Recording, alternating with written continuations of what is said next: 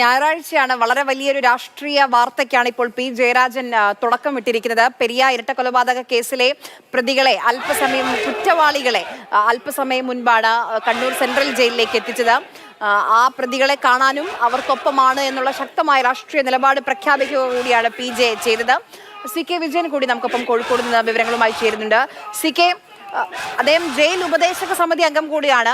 വേണമെങ്കിൽ സന്ദർശനത്തിന് ശേഷം ഞാൻ ആ ഒരു പ്രൊഫൈൽ വെച്ച് വന്നതാണെന്ന് പറയാമായിരുന്നു. പക്ഷെ അങ്ങനെയല്ല, ഞാൻ എന്തുകൊണ്ട് വന്നു, പ്രതികളെ കാണാൻ വന്നതാണ്, ഇത് പുസ്തകം കൈമാറുന്നു, എൻ്റെ പുസ്തകം കൈമാറുന്നു, പാർട്ടി ഉണ്ട്, ഞാനുണ്ട് എന്ന് കൃത്യമായി പറഞ്ഞാണ് പി ജയരാജൻ മടങ്ങുന്നത്. തീർച്ചയായും അതെ.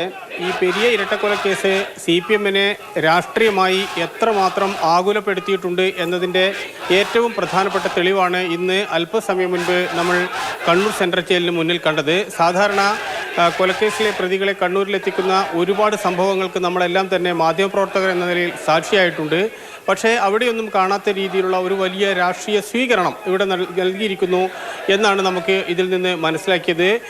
ഇൻകുലാബ് സിന്ദാബാദ് വിളിച്ച് അവർ ഈ പ്രതികളെ അഭിവാദ്യം ചെയ്യുന്നു. അങ്ങനെയാണ് അവർ ജയിലിലേക്ക് പ്രവേശിപ്പിക്കുന്നത്. കാരണം സംഘടനാപരമായി ഇത് CPM-ൻ്റെ അകത്ത് സത്യത്തിൽ ഇത്രയും വലിയ ഒരു ശിക്ഷയുണ്ടാകുമെന്ന് CPM പ്രതീക്ഷിച്ചു കാണില്ല. കാരണം 14 പേർക്ക് ഇത്രയും കഠിനമായ ശിക്ഷ നൽകുന്നു. ഇനി അങ്ങോട്ട് പാർട്ടിക്ക് ഇവരെ സംരക്ഷിക്കുക എന്ന അതിവിപുലം അല്ലെങ്കിൽ അതിഗുരുതരമായ ഉത്തരവാദിത്തമാണ് വന്നു ചേരുന്നത്. അവർ സെൻട്രൽ ജയിലിലാണെങ്കിലും അവരുടെ കുടുംബാംഗങ്ങൾ, അവരുടെ തുടർന്നുള്ള കേസുകൾ ഉൾപ്പെടെയുള്ള ഒട്ടേറെ കാര്യങ്ങൾക്ക് പാർട്ടി ബാധ്യതയുണ്ട്.